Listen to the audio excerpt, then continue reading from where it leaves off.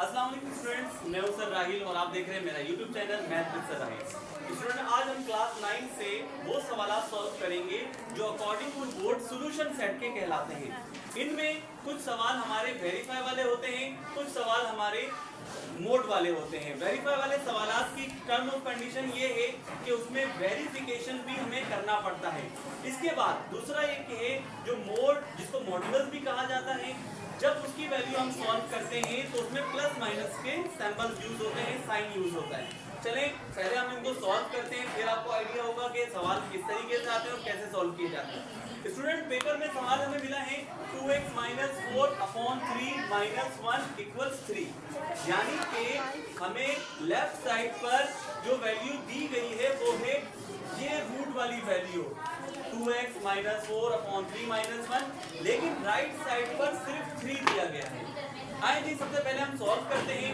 देखिए student, one by one step by step चीजें सीखेंगे। यहाँ पर लकीर यहाँ क्लोज हो गई है और रूट भी यहाँ पर क्लोज हो चुका है। तो हम क्या करेंगे कि हम सबसे पहले इस सवाल को हल करने के लिए इस 1 को यहाँ से अलहदा करेंगे। ये हमारे पास माइनस का है, हम राइट पर भेजेंगे, प्लस का हो जाएगा।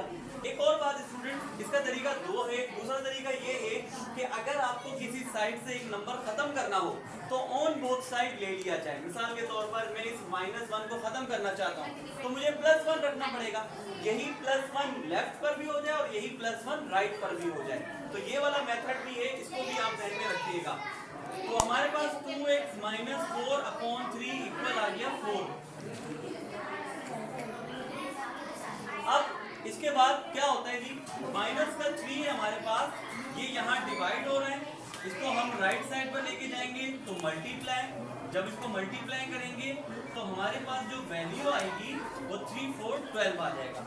अब स्टूडेंट, रूट के अंदर हमारे पास 2x - 4 सिर्फ रह चुका है और राइट साइड पर हमारे पास 12 यानी 12 मौजूद है।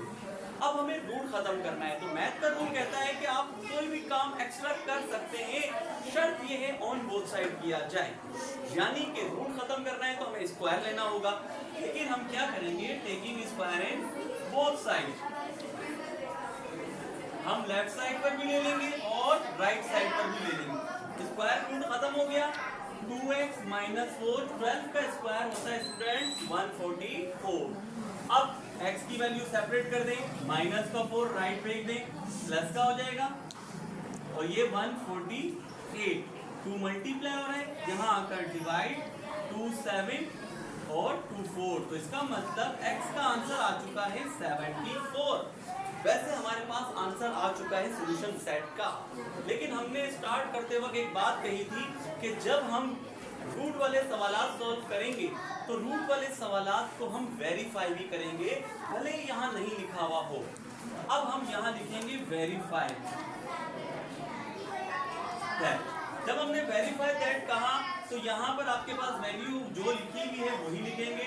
2x - 4 रूट में अपॉन में 3 - 1 = 3। स्टूडेंट, वेरीफाई करते वक्त दो मेथड है हमारे पास।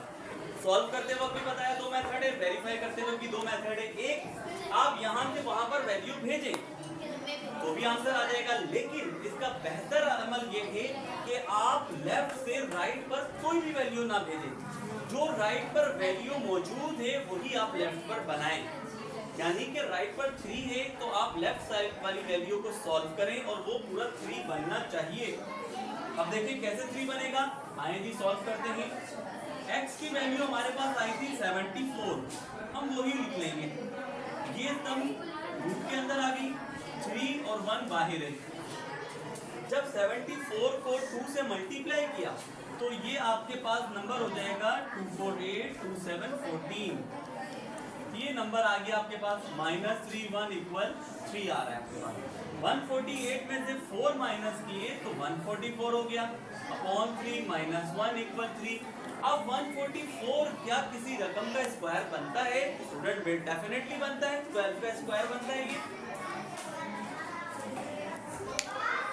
तो स्क्वायर रूट कट गया, 12 अपॉन 3 - 1 = 3। 3 के टेबल में 12 आता है, 3 4 12 इक्वल 3। देखिए स्टूडेंट, वैसे तो ये 12/3 माइनस 1 एलसीएम की तरफ भी जा रहा है, आप ये भी कर सकते हैं, लेकिन आपने यहाँ एलसीएम नहीं बनाना, ठीक है। अब हम जब यहाँ इसको सॉल्व करेंगे तो हमारे पास ये नंबर 4 में से 1 माइनस किए 3 और ये 3, क्या लेफ्ट और राइट बराबर हो गया? तो हम लिखेंगे सोल्यूशन सेट इज 74। जो हमारा आंसर था वही सोल्यूशन सेट में इज द राइट आंसर 74।